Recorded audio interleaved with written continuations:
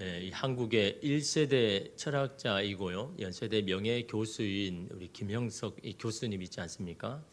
현재 만 99세입니다. 100세죠. 근데 여러분 2016년에 96세에 이 100년을 살아보니라는 이 책을 썼습니다. 여러분 참 대단하죠. 96세 같으면 힘도 빠질 것이고 앞도 잘 안 보일 것인데 이 96세에 이 100년을 살아보니라는 책을 썼고 또한 올해는 이 100세가 되는 기념으로 젊은이들을 위해서 100세 철학자의 철학, 사랑 이야기, 100세 철학자의 인생, 희망 이야기를 이렇게 펼쳐냈습니다. 그는 여러분 잘 아시다시피 윤동주 시인과 함께 이 숭실 중학 시절에 이 신사 참배를 강요받으면서 이 윤동주와 함께 이를 거부하고 학교를 떠났죠. 그래서 이 윤동주 시인은 만주 용정에 가고 그는 학교를 자퇴하고 1년 동안 그 평안 시립 도서관에서 이 책에 파묻혀서 살았다고 그렇게 합니다.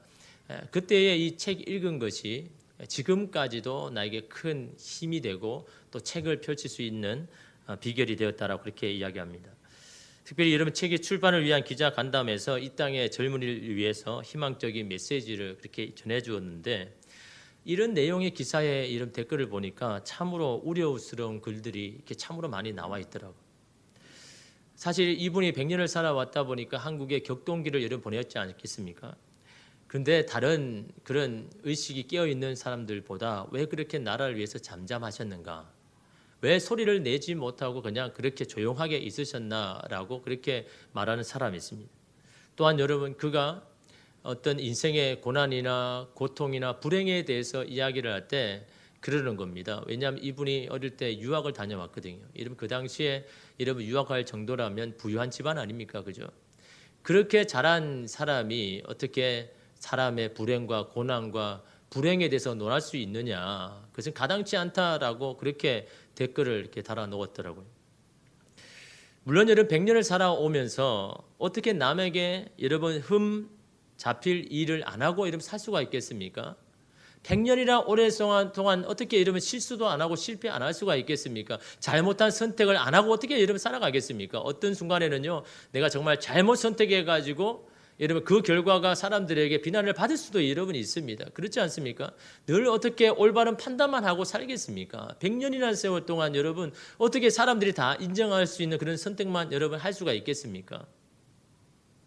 그런데 여러분 100년을 산 삶에 대해서 여러분 50년도 살지 못한 그 조금 더 많은 삶을 사는 우리가 여러분 그 삶에 대해서 이렇게 저렇게 여러분 평가하고 판단할 수가 여러분 있겠습니까? 여러분 그가 유학을 갈 수 있을 만한 부유한 집안에서 태어났다고 그가 고난과 불행이 없을 것이라고 어떻게 여러분 단정 짓겠습니까? 겉으로 드러난 조건으로 한 사람의 인생을 쉽사리 판단해 하는 것이 참으로 우려되는 것이 여러분 이 땅에 오늘 우리 모두에게 가진 그런 마음 아닙니까? 흑백 논리로만 사회와 개인을 보려는 경향이 너무나 만연해 있지 않습니까? 자신의 편이 아니면 무조건 적으로 여기는 사회가 여러분 성숙한 사회입니까? 이러한 적대감과 여러분 경쟁심이 서로를 반목하게 하고 갈등하게 하는 건 아닙니까?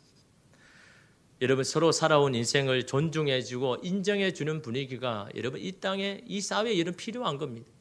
여러분 누가 잘못되고 잘못된 길을 걸어갔는지 누가 모릅니까? 요즘은 정보가 많기 때문에 여러분 웬만하면 여러분 다 압니다. 누가 정말 나라에 해를 가하고 또한 잘하는지 다 압니다. 여러분 그걸 몰라서 여러분 우리가 판단하고 정죄하지 않는 게 아닙니다. 그럼에도 불구하고 여러분 그 나름대로 인생을 살아왔다라는 거죠. 그런 인생에 대해서 여러분 존중해주고 여러분 이해해주는 그런 것이 여러분 오늘 우리 가정에도 있어야 되고 여러분이 사는 삶에도 여러분 있어야 되는 건 아닙니까? 여러분 사람들은 다 나름대로의 인생을 살아오죠. 여러분 이 나름대로라는 게 뭡니까? 그것은 바로 그의 성격이나 성향이나 관심사나 능력 아닙니까? 주어진 그것을 가지고 우리는 살아갑니다. 여러분 그런데 이게요 우리가 선택할 수 있는 겁니까? 여러분 우리가 만들어낼 수 있는 겁니까? 아닙니다. 모든 각자에게 다 다른 성향과 관심사와 또한 능력과 그런 것들을 다 여러분 주셨지 않습니까? 우리는 그 주어진 것을 가지고 살아가는 겁니다. 우리의 성향에 따라 여러분 살아가는 거고 신앙도 마찬가지입니다. 신앙도 우리의 성향대로 여러분 살아가고 여러분 신앙생활 하는 것이죠. 여러분 그런 삶에 대해서 여러분 한 가지 잣대로 그 사람이 잘 살았느냐 못 살았느냐 여러분 그렇게 우리가 판단할 수가 있겠습니까? 하나님은 그렇게 하지 않으시거든요. 하나님 우리 모든 각자에게 다 다름을 주시고 그 다름 가운데 최선을 다해서 살아왔느냐 그 하나를 가지고 여러분 판단하지 않습니까? 오늘 말씀에 여러분 야곱은요 인생을 정리하며 자신의 인생을 여러분 살아온 것을 정리해야 할 나이입니다. 그리고 오늘 말씀에 보니까 자신의 인생을 바로왕에게 그렇게 고백하는 장면이죠. 여러분 야곱은 어떻습니까? 이스라엘 백성에 있어서 믿음의 조상 중에 하나잖아요. 그들이 그렇게 존경하는 세 사람 중에 한 명입니다. 성경에도 보면요 아브라함의 하나님, 이삭의 하나님, 야곱의 하나님이라고 하면서 이 야곱을 이삭과 아브라함과 동등한 위치에 둡니다. 여러분 성경 어디에도 야곱은 그래도 아브라함에 못 미치지 않느냐 그런 성경이 없습니다. 아브라함은 아브라함 나름대로, 이삭은 이삭 나름대로, 야곱은 야곱의 나름대로 인생을 하나님께서 인정하시고 똑같은 위치에 이름 두더라라는 거죠. 사실 여러분 야곱의 인생은요 다른 두 사람에 비해서 믿음적으로 보면 많이 부족한 것처럼 여러분 우리가 생각할 수가 있지 않습니까? 여러분 아브라함과 야곱이 여러분 아버지의 떠나는 것만 봐도 그렇잖아요. 아브라함은 여러분 자기가 원해서 떠난 게 아닙니다. 하나님께서 부르시고 말씀하셔서 떠났지만요 야곱은 어떻습니까? 자기가 떠난 거잖아요. 아버지의 여러분 이 축복을 얻기 위하여서 아버지를 속인 것이 들통나서 어쩔 수 없이 떠난 것이 바로 이 야곱의 여러분 떠남이 아닙니까? 그 다음의 삶이 또한 여러분 하나님만 의지했던 사람이었는가? 그것도 아니었습니다. 언제든지 인간의 생각과 방법으로 먼저 생각했던 것이 이 야곱 아닙니까? 그런데 그런 야곱이 어떻게 하나님과 아브라함과 이삭과 어깨를 나란히 할 수 있을까라는 의문이 들지 않습니까? 그러나 성경은 말씀합니다. 각자 나름대로 하나님이 인정하는 것이 여러분 다 있다라는 거죠. 여러분 아브라함을 한번 보십시오. 굉장히 순종적이죠. 배려도 있습니다. 이해도 큽니다. 그러나 반면에 어떻습니까? 겁이 많죠. 생각이 많습니다. 그래서 여러분 그것 때문에 실수를 할 때가 많았습니다. 여러분 이삭은 어떻습니까? 세 명 중에 존재감이 제일 없잖아요. 여러분 이삭이라면 뭐가 떠오릅니까? 별로 안 떠오르죠. 그죠? 별로 사건 그런 게 없습니다. 왜 그럴까요? 그게 그의 성향입니다. 어디든지 조화롭게 이런 맞춰서 살아가는 게 이삭의 여러분 삶이었습니다. 성향이었습니다. 그래서 성경에도요, 그가 순적하게 살아갔더라라고 그렇게 이런 고백하고 있지 않습니까? 그게 그의 성향인 겁니다. 우물로 여러분 싸움이 일어나자 어떻게 합니까? 야곱 같으면요, 끝까지 여러분 그 우물을 지킬 겁니다. 인간의 방법을 동원해 가지고 어떻게든 그 우물을 지켜낼 것입니다. 그러나 여러분 이삭은 어떻게 합니까? 오늘 그냥 줘버리고 그냥 다른 우물을 파잖아요. 이게 여러분 이삭의 여러분 성향인 겁니다. 그 성향으로 여러분 하나님을 섬기고 신앙생활 하는 겁니다. 되도록이면 문제를 일으키지 않고 그냥 넘어가는 성향이더라는 거죠. 그래서 여러분 이삭의 이름의 뜻이 뭡니까? 웃음이잖아요.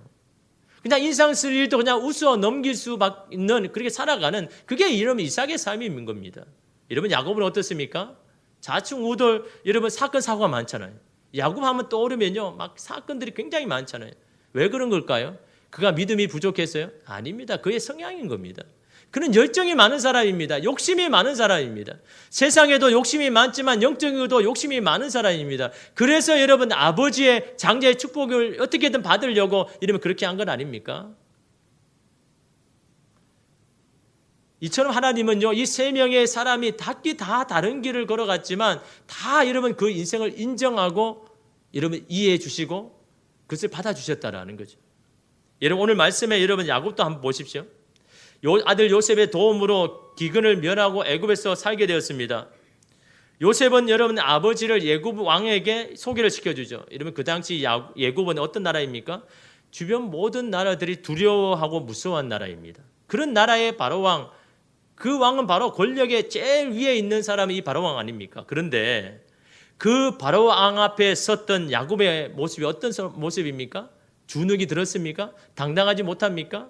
여러분 7절 말씀 우리 함께 읽겠습니다.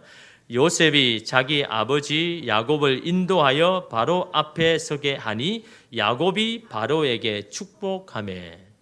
여러분 그 당시의 축복은요, 큰 자가 작은 자에게 축복하는 것이 일상적입니다. 어떤 것으로 크든지 큰 자가 낮은 자에게 여러분 축복하게 되어 있는 겁니다. 낮은 자가 큰 자에게 축복하는 일은 없는 겁니다. 그런데 여러분 오늘 말씀해 보면 야곱은요, 그 나라의 절대 권력의 제일 위에 있는 그 사람을 만나는데도 당당하게 그에게 축복을 하고 있는 겁니다. 도대체 여러분, 이 야곱의 여러분 당당함이 어디서 나오는 겁니까? 세상적으로 보면 여러분 그냥 작은 나라에 별 볼일 없는 집안에, 그것도 자기 집안을 지키지 못해가지고 아들 때문에 이러면 사는 그런 인생 아닙니까? 그런 야곱이 어떻게 바로 왕 앞에서 이렇게 당당하게 축복할 수 있냐라는 겁니다. 그것은요, 이 바로 왕이 가져 있는 모든 것에 대해서 부러워하지 아니하고 나는 너보다 더 큰 자라는 이 당당함이 여러분 이 야곱에게 있지 않습니까? 그렇게 하는 이유가 뭡니까? 그것은 바로요, 지금까지 정말 내 뜻과 내 방법을 살아온 인생이었지만 나의 삶을 인정해주고 내 삶을 지켜주셨던 그 하나님의 그 인정, 그것 때문에 여러분 야곱은요 당당할 수가 있는 겁니다. 여러분, 누군가 내 인생을 인정해 줄 때 우리는 당당함이 생기지 않습니까? 삶의 자신감과 여러분의 힘을 얻지 않습니까? 여러분, 한 대학생이요, 대학 시험을 끝내고 도망가고 싶었습니다. 왜냐하면 너무 못 쳐가지고. 그래서 그냥 집에 들어가기 너무 싫었는데 너무 죄송한 마음에 그 집으로 들어가긴 했습니다. 다 이게 마음의 준비를 한 거죠.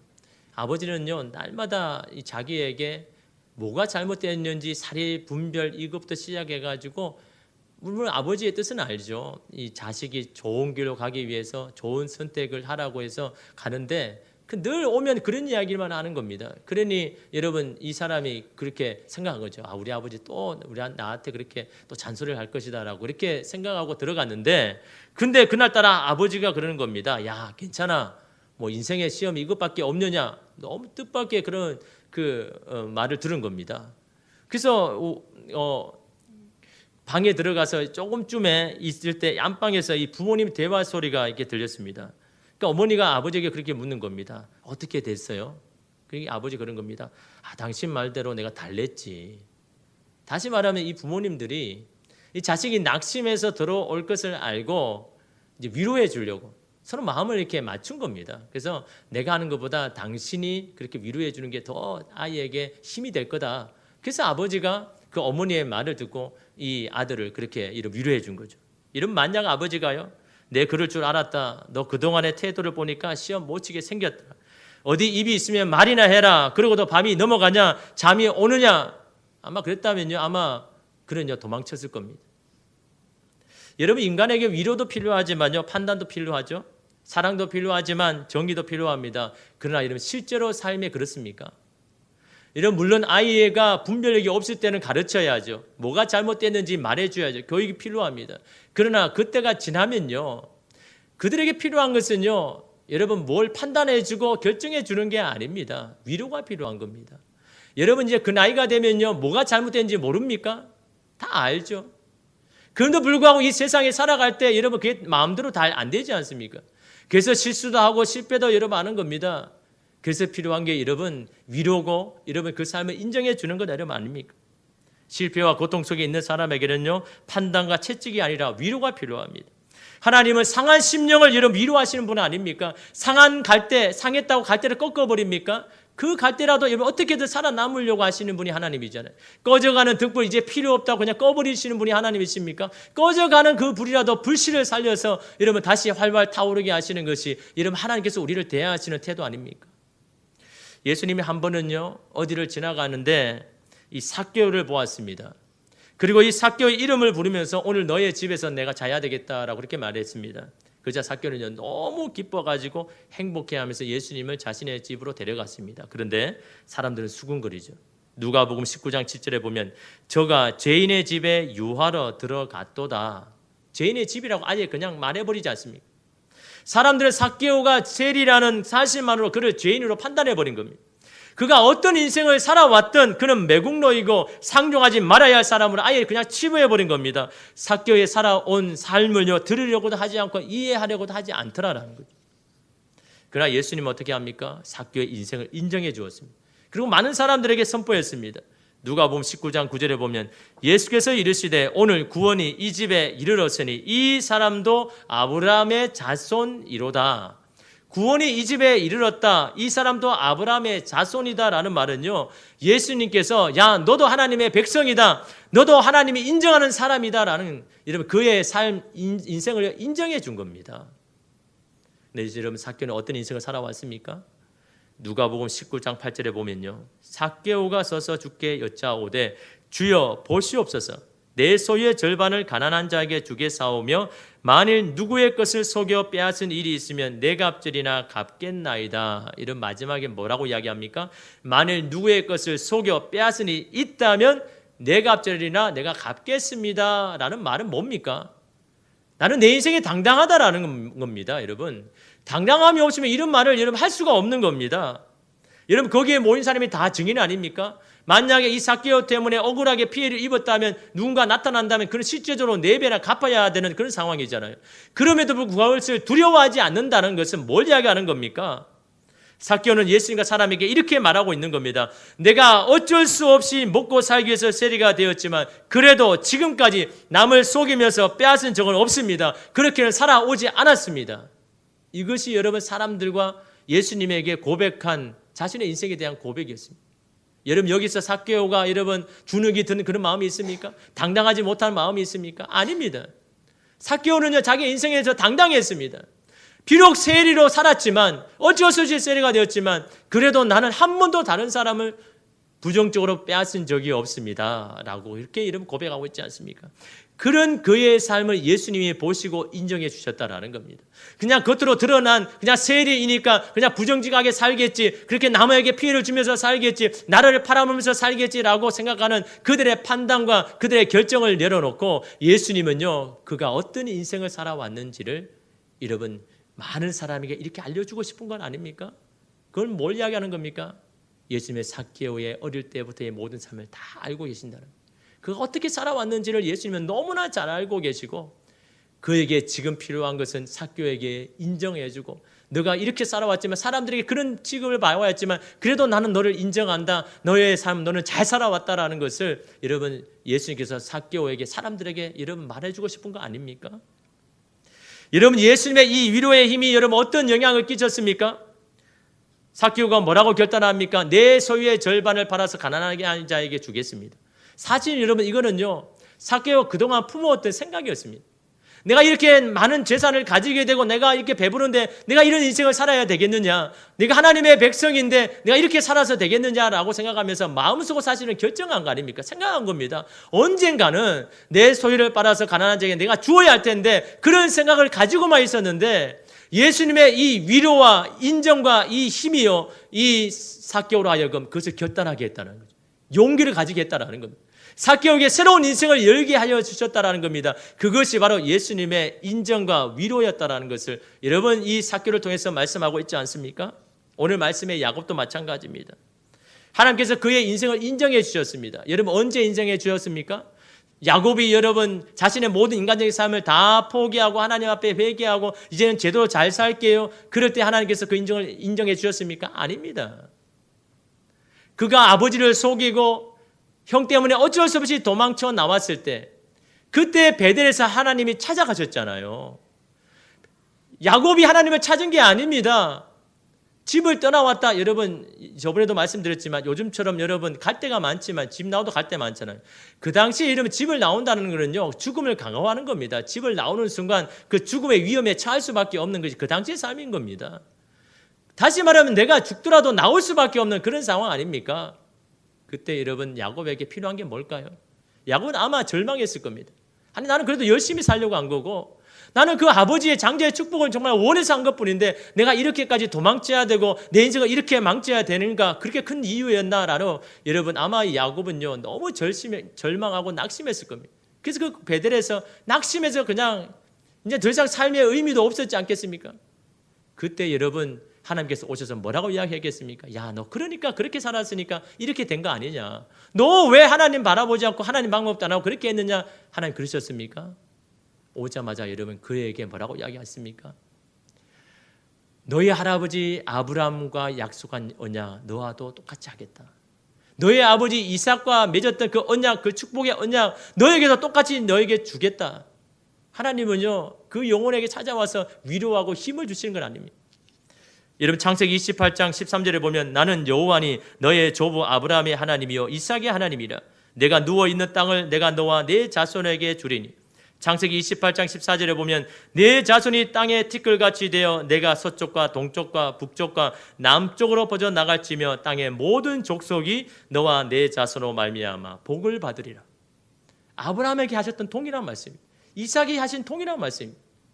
그가 하나님의 방법대로 살지 않아도 정말 낙심 가운데도 있어도 여러분 하나님은 그를 찾아오셔서 동일한 언약을 맺으시고 그 인생을 인정해 주시고 그에게 이름 힘을 주지 않습니까? 이것이 아브라함에게 큰 힘이 되었습니다. 이것이 바로 왕 앞에서도 당당할 수 있는 여러분 이유가 되었다는 겁니다. 나의 어떠함에도 불구하고 나의 인생을 책임지고 나의 인생을 지키시고 내게 은혜를 베푸시는 그 하나님이 나의 하나님이라는 이것 때문에 여러분 이 바로 왕 앞에 이름 당당하지 않습니까? 그래서 이런 바로가 놀랐습니다. 아니 나는 지금 권력의 최고 위에 있는데 아무것도 없는 이 사람이 늙은 노인이 와가지고 나에게 그렇게 축복하고 하니까요 자기가 황당한 겁니다. 아니 내가 축복해주고 도움을 줘야 되는데 아니 이 노인이 자기에게 축복으로 하니까요 너무 놀란 겁니다. 그래서 나이를 묻죠. 당신 도대체 나이가 얼마입니까? 그때 야곱이 뭐라고 이야기합니까? 자기의 나이를 이야기합니까? 자기가 살아온 인생을 이야기합니까? 여러분 9절 말씀 우리 함께 읽겠습니다. 야곱이 바로에게 아뢰되 내 나그네 길의 세월이 130년이니이다. 내 나이가 얼마 못 되니 우리 조상의 나그네 길에 연조에 미치지 못하나 험악한 세월을 보내었나이다 라고 이야기합니다. 여러분 나그네 세월의 길, 여러분 이것을 야곱은 지금 뭐 합니까? 그 부끄러워하고 있습니까? 아닙니다. 여러분 말씀을 잘 묵상해 보면요 내가 할아버지와 이삭처럼 그 나그네 인생의 길을 더 많이 못 산 게 나는 너무 안타깝다라고 그런 말을 하고 있는 겁니다. 아브라함 그 나그네 인생의 길이 너무 길었는데 나는 너무 짧았습니다. 너무 안타까움이에요.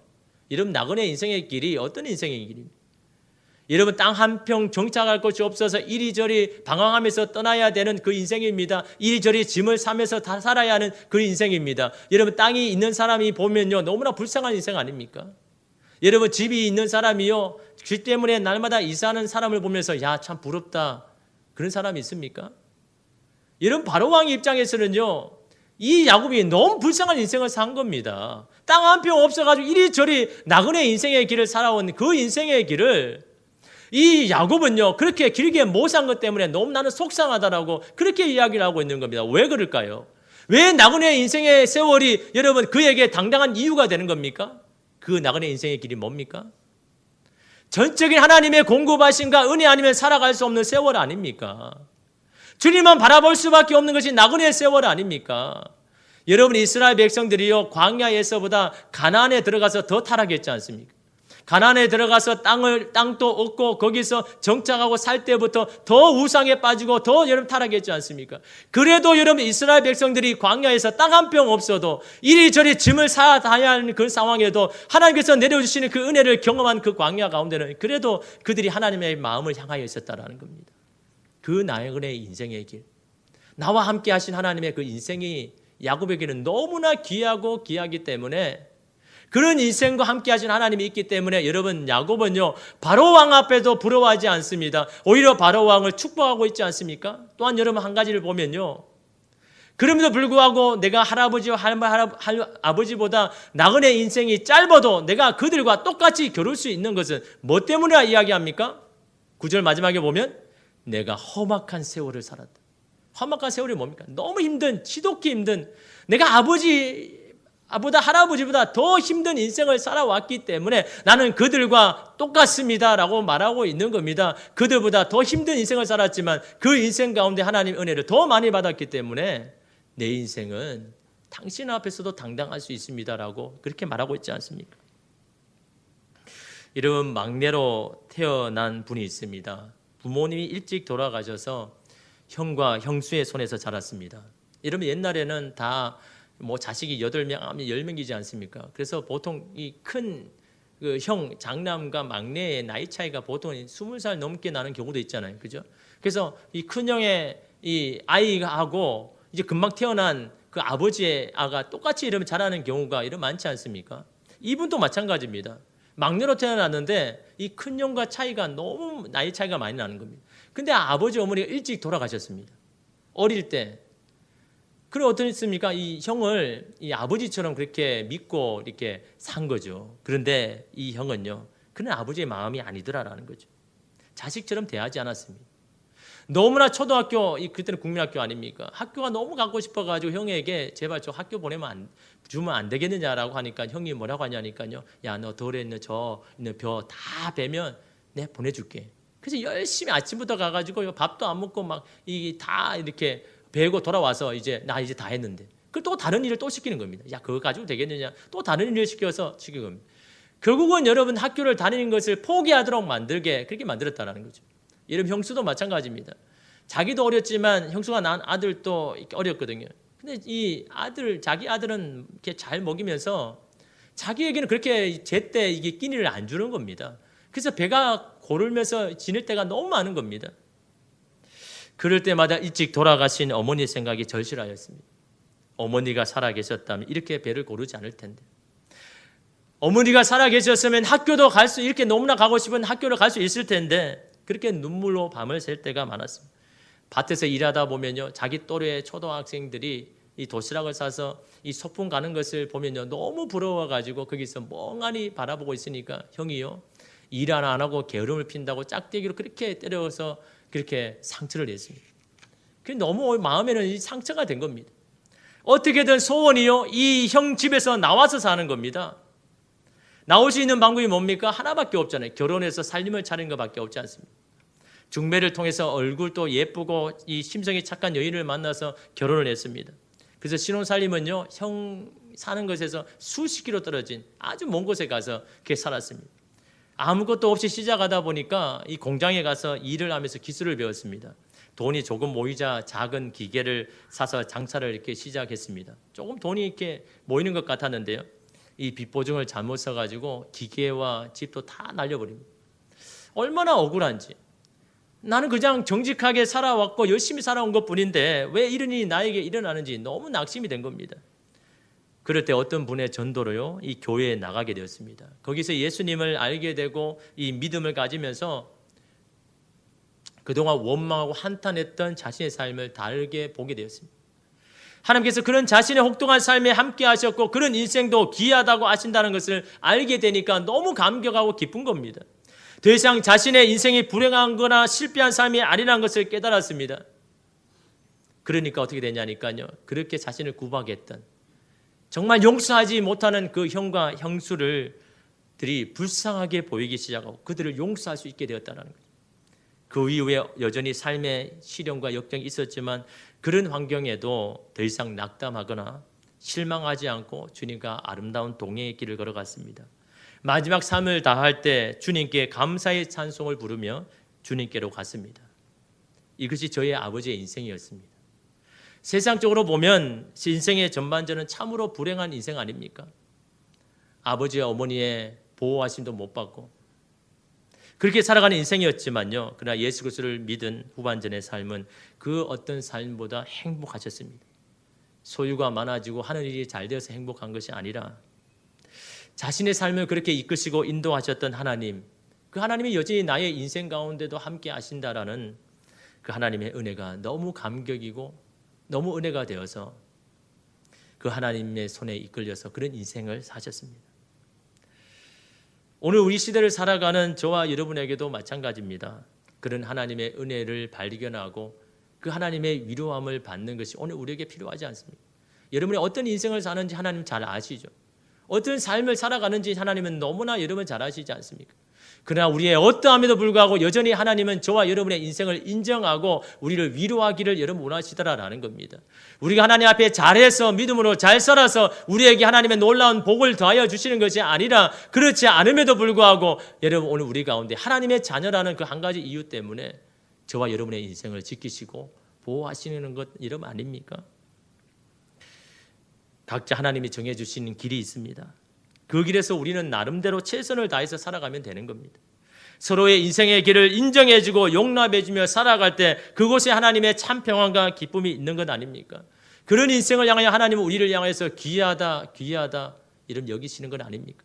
정말 귀해서 우리를 향하여서 귀하다고 하십니까?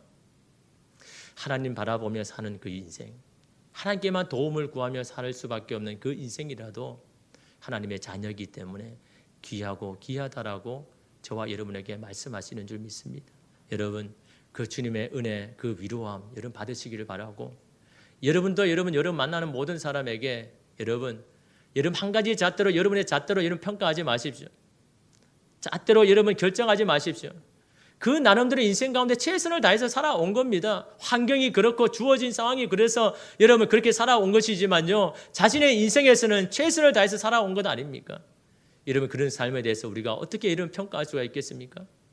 그 인생도 하나님 보시기에 귀한 인생이고 잘 살아왔다라고 여러분 서로 존중하고 이해할 때 여러분 우리가 사는 이 세상이 바로 하나님의 나라가 이루어지는 여러분 그런 이 땅이 될 줄 믿습니다. 그것을 이루어 나가는 저와 여러분 되기를 간절히 소망합니다.